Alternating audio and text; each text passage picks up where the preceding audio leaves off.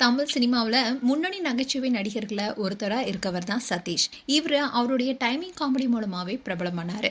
இப்போ நகைச்சுவை கேரக்டர் மட்டும் இல்லாம ஹீரோவாவும் நடிச்சிட்டு வராரு. இன்னும் தான் நடிகர் சதீஷோடைய தந்தை காலமாகியிருக்காரு. அந்த விஷயம் தான் இப்போ பலருக்குமே அதிர்ச்சி கொடுத்திருக்கு. சதீஷ் ஆரம்பத்துல நாடகத்துல தான் நடிச்சிட்டு வந்தாரு.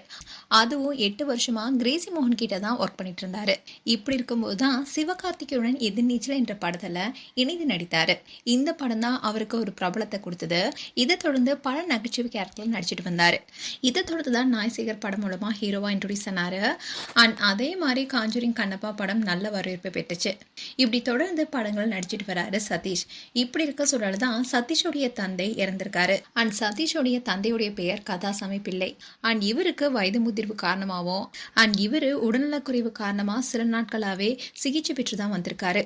இப்படி இருக்க சூழல தான் நேற்று திடீர்னு அவர் இறந்திருக்காரு. இன்னும் தான் நடிகர் சதீஷ் ரொம்பவே ஒழிஞ்சு போய் கண் கலங்கி அவருடைய நண்பர்கிட்ட அவங்க அப்பா குறித்து பேசியிருக்க ஃபோட்டோஸ் இப்போ சோஷியல் மீடியாவில் வெளியாகி இருக்கு. நடிகர் சதீஷ் கொரோனா காலத்தில் அவங்க அப்பாவுக்கு ஹேர் கட் பண்ண வீடியோவை வெளியிட்டிருந்தாரு.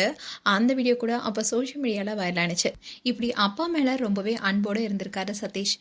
இப்படி இருக்க சொல்ல தான் தன்னுடைய தந்தை பிரிந்ததின் காரணமாக ரொம்பவே வருத்தப்பட்டு கண் கலங்கி நின்றுருக்காரு. சதீஷுடைய தந்தை உடல் சென்னை வலசரவாக்கத்தில் இருக்க அவருடைய வீட்டில் அஞ்சலிக்காக வைக்கப்பட்டிருக்கு.